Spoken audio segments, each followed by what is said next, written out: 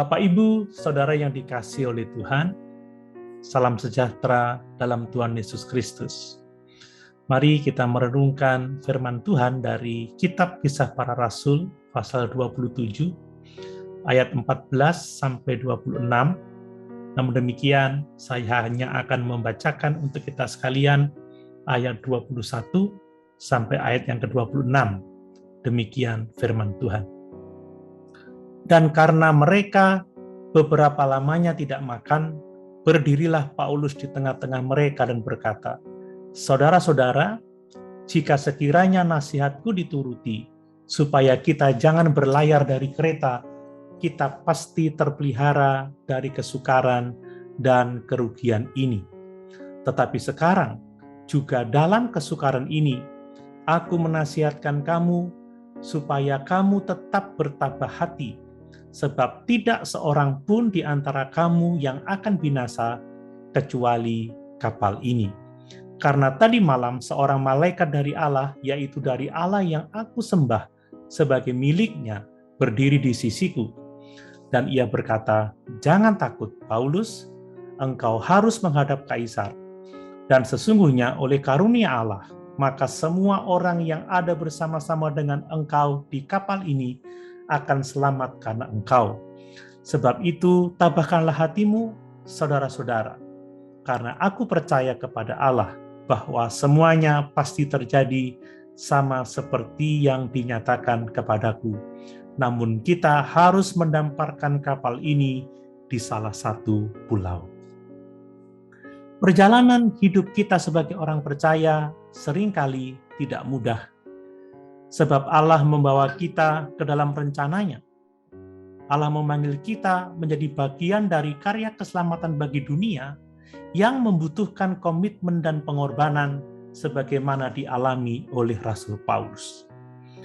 Dalam Kisah Para Rasul pasal 9 ayat 15-16 dicatat, tetapi firman Tuhan kepadanya, "Pergilah, sebab orang ini adalah alat pilihan bagiku untuk memberitakan namaku kepada bangsa-bangsa lain, serta raja-raja dan orang-orang Israel.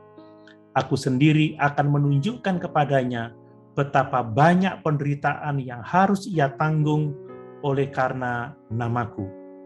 Ayat yang saya baca tadi berbicara mengenai bagaimana Tuhan berfirman kepada Ananias untuk menjumpai Rasul Paulus yang sebelumnya bernama Saulus. Dan dalam Kisah Rasul pasal 26 ayat 16-18 dituliskan, "Tetapi sekarang bangunlah dan berdirilah. Aku menampakkan diri kepadamu untuk menetapkan engkau menjadi pelayan dan saksi tentang segala sesuatu yang telah kau lihat daripadaku dan tentang apa yang akan kuperlihatkan kepadamu nanti. Aku akan mengasingkan engkau dari bangsa ini dan dari bangsa-bangsa lain, dan aku akan mengutus engkau kepada mereka untuk membuka mata mereka, supaya mereka berbalik dari kegelapan kepada terang dan dari kuasa iblis kepada Allah, supaya mereka oleh iman mereka kepadaku memperoleh pengampunan dosa dan mendapat bagian dalam apa yang ditentukan untuk orang-orang yang dikuduskan." Ayat-ayat ini adalah pernyataan Tuhan Yesus kepada Rasul Paulus pada saat dia dipanggil oleh Tuhan dalam perjalanan menuju ke Damsyik. Bapak, Ibu, Saudara yang dikasihi oleh Tuhan, kebanyakan orang masih berpikir bahwa ikut Tuhan adalah untuk mengalami kesenangan tanpa ada tanggung jawab dalam pelayanan. Kita dipanggil untuk memikul salib dan melayani Dia. Perhatikan penderitaan Paulus dalam perjalanannya menuju Italia. Hampir mati karena karam kapal.